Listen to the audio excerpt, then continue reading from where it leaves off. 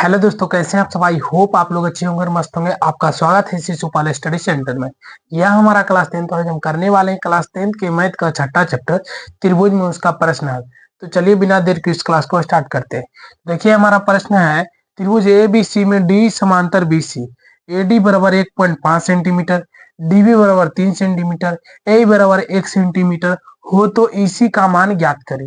तो देखिए यहाँ पर जो दिया हुआ है उसको लिख देंगे, ठीक है। तो क्या बोला, डी समांतर बीसी किसमें, तो त्रिभुज एबीसी में। तो देखिए त्रिभुज एबीसी एक पार देते हैं, त्रिभुज एबीसी एक पार देते हैं, ए बी सी यहाँ पर पार दिए। अब देखिए क्या बोला, डी समांतर बीसी है, माने बीसी के समांतर क्या होगा, डीई होगा, डी ई यहाँ पर ऐसे कर देंगे। अब देखिए एडी का मान 1.5 सेंटीमीटर, एडी का मान कितना है 1.5 सेंटीमीटर। अब देखिए यहाँ पर डीबी का मान कितना है 3 सेंटीमीटर, डीबी कितना है तो 3 सेंटीमीटर। अब देखिए ए का मान 1 सेंटीमीटर, यहाँ कितना है 1 सेंटीमीटर। तो हमें क्या ज्ञात करना है, ईसी ज्ञात करना है, ईसी बराबर भाग हमें क्या करना है, ज्ञात करना है, ठीक है। तो सबसे पहले जो दिया हुआ है लिख देंगे, त्रिभुज एबीसी में डी समांतर बीसी दिया हुआ था, ठीक है। अब देखिए जब डी समांतर बीसी होता है तो थेल्स प्रमेय से क्या होता है, देखिए ये डी समांतर बीसी दर्शाता है, जो रेखा है डी बीसी के समांतर खींचा गया है। ये रेखा जो है डी, ये क्या करता है ना कि किसी भी त्रिभुज के दो अनुपात में बांटता है, समानुपात में, समानुपात में, माने ए डी बटा क्या हो जाएगा डीबी और ए बटा क्या हो जाएगा इसी हो जाएगा, समान अनुपात में विभाजित करता है। जो रेखा खींचा गया बीसी के समांतर डी, उसकी क्या करता है, किसी त्रिभुज को समान अनुपात में बांटता है। हम कह सकते हैं कि एडी, यहाँ लिख सकते हैं थेल्स प्रमेय से, थेल्स थेल्स प्रमेय से, थेल्स प्रमेय से क्या हो जाएगा, तो एडी बटा क्या हो जाएगा डीबी, एडी बटा डीबी बराबर क्या हो जाएगा ए बटा ईसी हो जाएगा, ए बटा ईसी हो जाएगा किससे, तो थेल्स प्रमेय से, ठीक है। तब देखिए एडी का मान रखिए, एडी का मान कितना दिया है 1.5 सेंटीमीटर। तो 1.5 सेंटीमीटर, सेंटीमीटर नहीं लिखेंगे क्योंकि वो कट जाता है, ठीक है। अब देखिए डीबी का मान 3 रख देंगे यहाँ पर बराबर, ए का मान 1 है तो 1 रख देंगे, इसी तो इसी ज्ञात करना है क्या। तो देखिए यहाँ पर पॉइंट हटाएंगे, बटा में 0 जाएगा, ठीक है। 15 एकम 15, 15 दूना 30 हो जाएगा। अब देखिए यहाँ से गुना कर सकते हैं, तिरछा तिरछी गुना कर दीजिए, इसी गुना 1 क्या हो जाएगा इसी हो जाएगा, अब बराबर 2 एकम 2 हो जाएगा। लास्ट में आप लिख सकते हैं अतः, अतः इसी बराबर कितना आ गया 2 आ गया, ये हमारा क्या हो जाएगा आंसर, यहाँ पर क्या हो जाएगा 2 सेंटीमीटर बाहर आ जाएगा, ठीक है। इतना आप लोग को समझ में आ गया। चलिए अब अगले प्रश्न की ओर जाते हैं। देखिए यहाँ पर इसको मिटा देते हैं, अगला प्रश्न है हमारा, ध्यान देते जाइएगा आप लोग बढ़िया से और समझते जाइएगा। इसी तरह का प्रश्न आपको बोर्ड एग्जाम में पूछा जाएगा। तो देखिए अगला प्रश्न है हमारा, एक त्रिभुज, त्रिभुज ए बी सी की भुजा, ए बी सी की भुजा एक बिंदु, एक एक त्रिभुज ए बी सी में भुजा, भुजा बीसी पर, भुजा बीसी पर एक बिंदु, एक बिंदु, एक बिंदु डी, एक बिंदु डी इस प्रकार, इस प्रकार स्थित है कि, इस प्रकार स्थित, स्थित है कि, ध्यान दीजिएगा बढ़िया से, इस प्रकार स्थित है कि कोण ए डी सी बराबर कोण बी ए सी है, तो सिद्ध करे, तो सिद्ध, सिद्ध करे कि सी ए स्क्वायर बराबर C B into C D, C B into क्या करना है सी डी, हमें क्या करना है सिद्ध करना है, ठीक है। तो किस प्रकार सिद्ध करेंगे ध्यान से समझिए आप लोग। यहाँ पर हमें त्रिभुज ए बी सी की भुजा बीसी पर एक बिंदु डी इस प्रकार स्थित है कि कोण ए डी सी बराबर क्या है कोण बी ए सी, तो सिद्ध करना है सी ए का वर्ग बराबर C B into C B, C B into C D, sorry C B into क्या सी डी, हमें क्या करना है सिद्ध करना है। तो इसके लिए हमें एक चित्र पार लेना होगा। देखिए यहाँ पर कौन सा त्रिभुज बोला है, तो त्रिभुज ए बी सी, तो त्रिभुज ए बी सी पार लेंगे, ए बी सी अब कर लेंगे। अब देखिए डी किस पर स्थित है, तो बीसी भुजा पर, मान लेते हैं इस प्रकार यहाँ पर थोड़ा सा हल्का तिरछा कर लेंगे ताकि मध्य बिंदु मध्यिका न लगे, ठीक है। यहाँ पर तो यहाँ पर डी ले लेते हैं बीसी पर, ठीक है। अब देखिए ए डी सी बराबर कोण B A C, A D C ए वाला जो कोण है बराबर किसके है कोण बी ए सी के, कोण बी ए सी के, माने ई वाला कोण बीच वाला कोण के। तो यहाँ पर लिखिए, सबसे पहले लिखेंगे हल, हल में क्या लिखेंगे दिया है, क्या लिखेंगे दिया है, तो क्या दिया है, तो कोण ए डी सी बराबर, कोण ए डी सी बराबर कोण बी ए सी, कौन बी ए सी, ये दिया हुआ है, ठीक है, पहले से ही त्रिभुज में, ठीक। अब देखिए तो सिद्ध करना है, यहाँ लिखेंगे तो सिद्ध करना है, तो सिद्ध करना है, क्या सिद्ध करना है, तो सी ए का वर्ग बराबर C B into C D, ये हमें क्या करना है, प्रूफ करना है। चलिए परमाण में क्या लिखेंगे, देखिए यहाँ पर, तो परमाण में हमें त्रिभुज को समरूप करना होगा। तो हम ऐसा करते हैं ना, चलते हैं हम त्रिभुज ए डी सी में और ए बी सी में, चलिए लिखते हैं यहाँ पर, त्रिभुज A B C, A B C, sorry यहाँ ए बी सी में नहीं चलेंगे, त्रिभुज चलेंगे बी ए सी में, त्रिभुज बी ए सी में, और चलेंगे त्रिभुज ए डी सी में, ए डी सी में चलेंगे इस प्रकार। अब देखिए ध्यान से, यहाँ पर हम क्या करेंगे, दोनों त्रिभुज को क्या करेंगे, समरूप करेंगे, क्या करेंगे, समरूप करेंगे, ठीक है। देखिए बी ए सी में और ए डी सी में, ये वाला कोण तो दिया हुआ है, तो चलिए लिख देते हैं, कोण ए डी सी बराबर कोण बी ए सी, ये क्या है, तो दिया है, क्या है, दिया है। अब देखिए एक एंगल और बराबर कर देंगे ना, तो समरूप हो जाएगा ये त्रिभुज। अब देखिए हमको लग रहा है ना कि जो सी है, ये दोनों त्रिभुज में, देखिए बी, देखिए त्रिभुज में, देखिए ए बी सी में ये वाला कोण सी है, और देखिए ए डी सी में भी ये वाला कोण है, मैंने कह सकते हैं बड़ा त्रिभुज में ए सी बी, कोण ए सी बी, ये वाला कोण बड़ा त्रिभुज में, लिखिए यहाँ पर कोण ए सी बी बराबर किसको हो जाएगा, छोटा त्रिभुज में देखिए एडीसी में, देखिए तो ए सी डी के बराबर हो जाएगा, कोण ए सी डी के, तो यहाँ लिखिए कोण ए सी डी, ये किससे हुआ, तो दोनों में मिल गया कॉमन, तो उभयनिष्ठ से बोलेंगे, क्या बोलेंगे, उभयनिष्ठ से यहाँ पर लिख सकते हैं। अब एंगल से क्या हो जाएगा, समरूप हो जाएगा, एंगल समरूपता से यहाँ लिख देंगे, एंगल समरूपता से क्या हो जाएगा, कौन त्रिभुज बी ए सी समरूप हो गया त्रिभुज ए डी सी के, समरूप हो गया, ठीक है। अब समरूप हो गया तो आप लोग जानते होंगे कि जैसे संगत भुजा का अनुपात लेते हैं उस प्रकार, जैसे कोण का हम लेंगे तो कोण बी का कोण ए से लेंगे, ठीक है, कोण ए का कोण डी से लेंगे, इस प्रकार। तो हमें यहाँ पर तो भुजा न सिद्ध करना है कि सी ए का वर्ग होना चाहिए, तो चलिए हम इस प्रकार लेते हैं, तो सी ए लेते हैं यहाँ पर, तो सी ए, तो इसी प्रकार इधर लेना पड़ेगा, किस कैसे लेंगे इधर, तो देखिए यहाँ पर सी डी लेंगे, क्या लेंगे, सी डी, तो यहाँ पर हम करते हैं सी ए बटा क्या हो जाएगा, सी डी हो जाएगा, यहाँ पर सी डी इस प्रकार बराबर, यहाँ पर और क्या कर सकते हैं, तो देखिए ध्यान से, तो यहाँ पर अभी कर रहे हैं हम इस प्रकार, किस प्रकार करेंगे यहाँ पर ध्यान दीजिएगा, चलिए हम यहाँ करते हैं सी बी करते हैं, सी बी, यहाँ ऐसे सी बी, तो यहाँ क्या हो जाएगा, सी ए, क्या हो जाएगा, सी ए, तो यहाँ सी ए लिखेंगे, ठीक, इस प्रकार से देखिएगा ध्यान से, पहले हम सी ए लिए, ठीक, तो इस प्रकार इधर भी लेना है, ठीक, तो इसका सी ए का अनुपात कर देंगे, सी डी का अनुपात कर दिए। अब देखिए हम किए अभी सी बी, तो सी बी किए इस प्रकार, तो सी ऐसे करेंगे इसमें भी, तो सी बी का अनुपात हम ले लेंगे सी ए का अनुपात, तो इस प्रकार हम कर लेंगे। अब देखिए यहाँ से आप इधर करिए ध्यान से, तो यहाँ से आप कर सकते हैं तिरछा तिरछी गुना, तो सी ए गुना सी ए क्या हो जाएगा, सी ए स्क्वायर हो जाएगा बराबर इस सी डी गुना क्या हो जाएगा, सी बी, तो सी डी गुना क्या हो जाएगा, सी बी, इस प्रकार हम लोग कर सकते हैं। चलिए इसको यहाँ पर एक स्टेप और कर देते हैं, सी ए का वर्ग, चलिए सी बी को आगे कर देते हैं और सी डी को हम पीछे कर देते हैं। तो यही तो हमें प्रूफ करना था, देखिए यहाँ पर प्रूफ करना था, C B into C D है ना, तो यहाँ पर लिख सकते हैं लास्ट में, अतः सी ए का वर्ग बराबर C B into C D, ये हमें क्या करना था, प्रूव करना था, प्रूव हम कर दिए, ठीक है, इस प्रकार से प्रूव करना था। चलिए अब अगले प्रश्न की ओर बढ़ जाते हैं, इसको मिटा देते हैं, चलिएगा ध्यान से। अगला प्रश्न है हमारा, ध्यान दीजिएगा, अगला प्रश्न है, दी गई आकृति में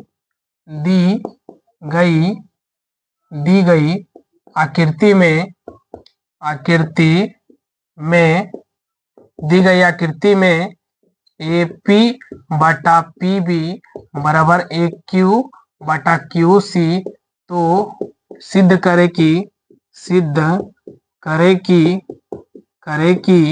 ए बी सी एक समद्विबाहु त्रिभुज है। ए बी सी एक कैसा त्रिभुज है, यहाँ लिख देते हैं समद्विबाहु त्रिभुज है। हमें क्या करना है, समद्विबाहु त्रिभुज है, ये हमें क्या करना है, सिद्ध करना है। एबीसी एक समद्विबाहु त्रिभुज है, सिद्ध करना है। तो देखिए सबसे पहले यहाँ लिख दीजिए हल। तो देखिए दी गई आकृति कैसा आकृति है, यहाँ पर हम लिख देते हैं। देखिए इस प्रकार का आकृति है, ठीक है। देखिए ए बी सी यहाँ है, और यहाँ पी है, और यहाँ क्यू है, इस प्रकार का आकृति। तो यहाँ पर क्या दे दिया है, तो एपी बटा पीबी दे दिया, और क्यू बटा क्यू, एक क्यू बटा क्या दे दिया है, क्यू सी। और जो पी है ये कौन सी के क्या है, बराबर है, कौन सी के क्या है, बराबर है। ये फिगर में ही दिया हुआ है, ठीक है, हम नहीं लिखे, ठीक है, फिगर में ही दिया हुआ है पहले से। ध्यान दीजिएगा यहाँ पर। तो सबसे इसको हमें प्रूव क्या करना है, एबीसी एक समद्विबाहु त्रिभुज है, माने दो एंगल बराबर हो जाए तो भी समबाहु त्रिभुज हो जाएगा, दो भुजा भी बराबर हो जाएगा तो भी समद्विबाहु त्रिभुज हो जाएगा। तो यहाँ पर जो दिया हुआ लिख दीजिए, दिया है, दिया है। तो क्या दिया है, तो एपी बटा पीबी बराबर एक क्यू बटा क्यू सी, एक क्यू बटा क्यू सी, ये दिया हुआ है, ठीक है। तो सिद्ध करना है, तो और दिया हुआ है यहाँ पर, और भी दिया हुआ है। देखिए कोण ए पी क्यू और कोण ए सी बी दिया है, लिख दीजिए यहाँ पर। कोण ए पी क्यू बराबर कोण ए सी बी, ये दिया हुआ है। A P Q A C B दिया हुआ है, बराबर है, ठीक है, ये कोण एंगल के बराबर है, लिख दिए यहाँ पर। तो सिद्ध करना है, तो सिद्ध करना है, क्या सिद्ध करना है, ए बी सी एक समद्विबाहु त्रिभुज लिखेंगे। तो सिद्ध करना है ए बी सी एक समद्विबाहु त्रिभुज है, समद्विबाहु त्रिभुज है। ये हमें क्या करना है, सिद्ध करना है। चलिए अब यहाँ चलते परमाण में।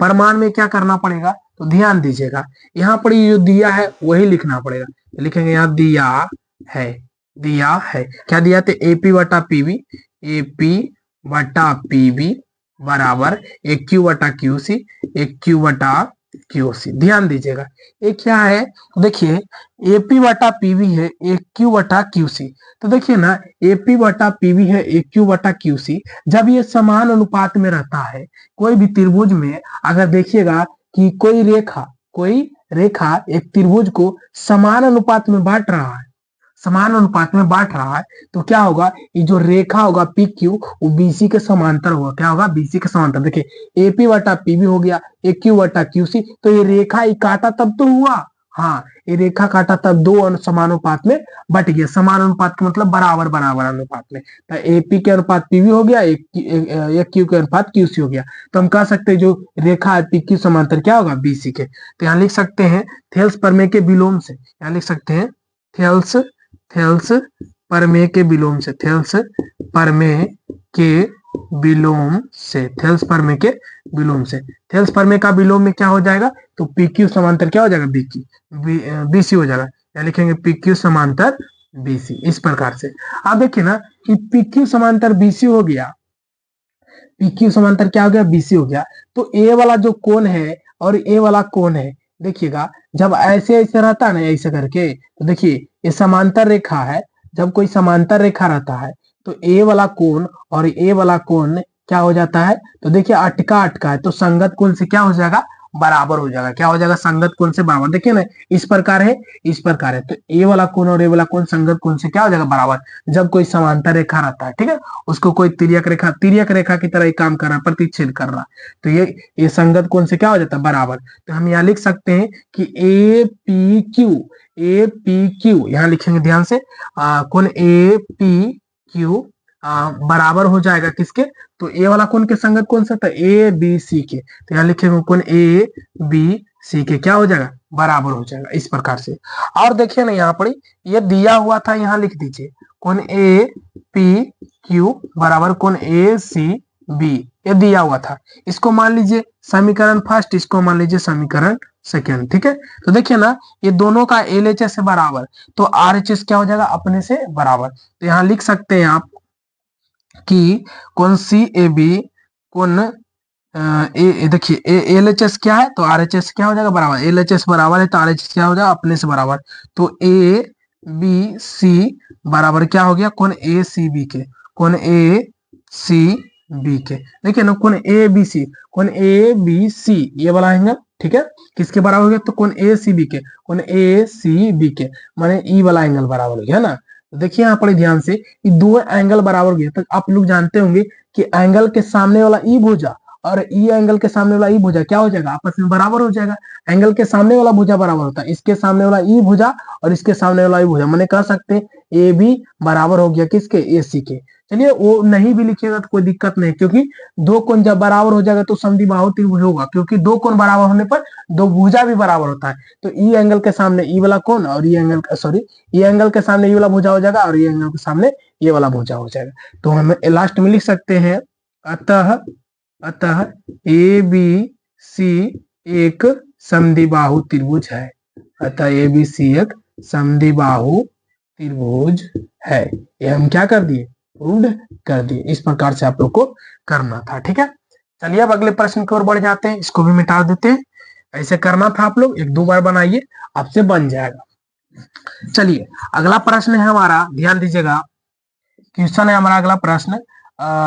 यहाँ पर देखिएगा कोण ए डी सी बराबर कोण बी ए सी है। कोण ए डी सी बराबर कोण बी ए सी है। तो सिद्ध करे कि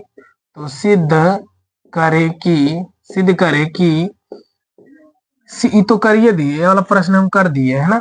हाँ ये प्रश्न हम कर दिए हैं, चलिए इसको रहने देते हैं और आगे बढ़ जाते हैं। तो देखिए अगला प्रश्न है हमारा, त्रिभुज ए बी सी में, त्रिभुज ए बी सी में बी सी पर ए डी लंब है। ए डी क्या है? लंब है। तो सिद्ध करे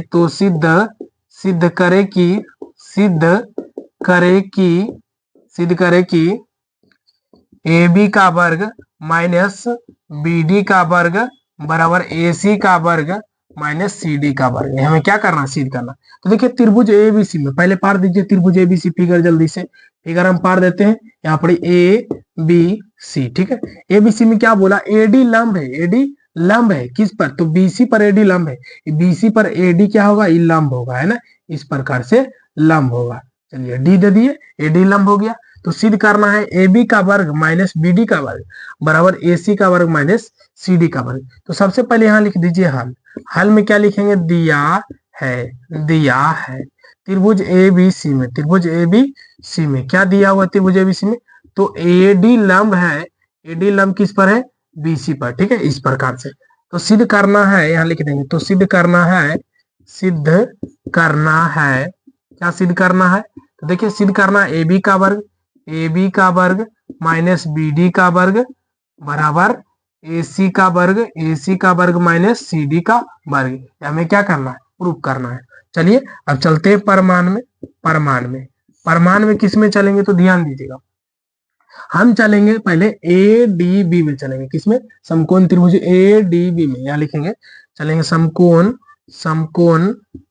त्रिभुज ए डी बी में। ए डी बी में क्या करेंगे? तो ध्यान दीजिएगा, तो इसके सामने कर्ण हो जाएगा। तो जो कर्ण का वर्ग होता है लंब और आधार के वर्ग के योगफल के बराबर होता है। तो इसके सामने क्या हो जाएगा? कर्ण। तो कर्ण ए बी का वर्ग बराबर किसके हो जाएगा? तो लंब और आधार के। तो लंब क्या है? एडी है। लंब क्या है? एडी। तो एडी का वर्ग अब प्लस क्या हो जाएगा? आधार क्या हो जाएगा? बीसी का वर्ग के बराबर हो जाएगा। समझ रहे हैं आप लोग? हाँ ध्यान दीजिएगा। हम क्या किस में चले? ए डी बी में चलेंगे त्रिभुज।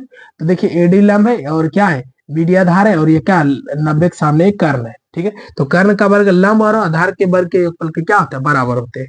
अब देखिए इसको मान लेंगे समीकरण फर्स्ट। नहीं अभी रुक जाइए, इसको समीकरण फर्स्ट नहीं मानेंगे अभी। देखिए ए बी का वर्ग रहने दीजिए, ठीक है। अब देखिए बीसी है, बीसी का वर्ग है इधर प्लस में, इधर आ जाएगा माइनस है। तो बीसी का वर्ग हो जाएगा बराबर ये एडी का वर्ग हो जाएगा, ठीक है। समीकरण अब मानिए फर्स्ट। अब चलेंगे समकोण त्रिभुज ए डी सी में लिखेंगे यहाँ पर समकोण त्रिभुज ए डी सी में। समकोण त्रिभुज ए डी सी में क्या हो जाएगा? तो ए डी सी में 90 है तो 90 के सामने कर्ण। तो जो कर्ण का वर्ग होगा लंब ए हो जाएगा एडी और आधार क्या हो जाएगा? डीसी। तो एसी का जो वर्ग होगा लंब माने एडी, लंब एडी का वर्ग और आधार क्या हो जाएगा? डीसी। डीसी या सीडी कर सकते हो, कोई दिक्कत नहीं है। चलिए हम सीडी कर देते हैं। सीडी के वर्ग क्या हो जाएगा बराबर, ठीक है। यहाँ से एसी का वर्ग रहने दीजिए, ये देखिए सीडी का वर्ग है प्लस में, इधर आ जाएगा माइनस में, तो सीडी का वर्ग हो जाएगा। अब बराबर में इधर बच जाएगा एडी का वर्ग, ठीक है। समीकरण 2 मानेंगे, देखिए ना समीकरण 1 और 2 को आर एच एस से बराबर, देखिए इधर वाला क्या है बराबर, तो एल एच एस क्या हो जाएगा अपने से बराबर, माने इधर लिख सकते हैं हम लोग ए बी का वर्ग, ए बी का जो वर्ग होगा माइनस बी सी का वर्ग बराबर हो जाएगा किसके, तो इधर देखिए आर एच एस इसका क्या है, तो ए सॉरी एल एच एस देखिए इसका क्या है, तो ए सी का वर्ग, ध्यान दीजिएगा ए सी का वर्ग, ए सी का वर्ग माइनस क्या है सी डी का वर्ग, इसको मिटा देते हैं, थोड़ा सा इधर कर देते हैं, ए सी का वर्ग माइनस क्या है सी डी का वर्ग। तो देखिए यही तो हमें प्रूव करना था, देखिए ए बी का वर्ग माइनस बी डी का वर्ग, बी डी, देखिए बी सी यहाँ कहाँ से आ गया जी, यहाँ पर ही तो गड़बड़ा गया, हमें सिद्ध करना था ए बी का वर्ग, ध्यान दीजिए माइनस बी डी का वर्ग ना, बी डी, यहाँ पर ध्यान दीजिएगा हम थोड़ा सा गलती हो गया, ए बी का जो वर्ग होगा ए डी का वर्ग प्लस बी डी का वर्ग के बराबर न होगा, आधार बी डी न होगा जी, यहाँ पर ध्यान दीजिए आधार क्या हो जाएगा यहाँ बी डी, ठीक है। तो यहाँ पर थोड़ा सा खाली चेंज कर दीजिएगा बी डी का वर्ग, बाकी सब ठीक है कोई दिक्कत नहीं है। तो समीकरण 1 और 2 से क्या हो जाएगा, यहाँ पर ही हो जाएगा, देखिए आर एच एस बराबर है ये है, देखिए समीकरण 1 और 2 को, तो एल एच एस अपने से बराबर, बस खाली यहाँ पर ही डी कर दिए, सी की जगह डी कर दिए, क्योंकि आधार ए डी बी में चले तो आधार तो इतना ही दूर ना होगा, आधार है हमारा बी डी, ठीक है। तो इस प्रकार से हम लोग सिद्ध कर सकते हैं, लास्ट में आप लिख सकते हैं कि अतः ए बी का वर्ग माइनस बी डी का वर्ग बराबर ए सी का वर्ग माइनस सी डी का वर्ग, ये हमारा क्या हो जाएगा प्रूव्ड, प्रूव्ड आप लिख सकते हैं, ठीक है। इस प्रकार से आप लोग को बनाना है, आप लोग इसको 1-2 बार बढ़िया से बनाइए, आपको बढ़िया से आ जाएगा। आज इतना ही रहने देते, मिलते हैं अगले क्लास में, तब तक के लिए जय हिंद जय भारत।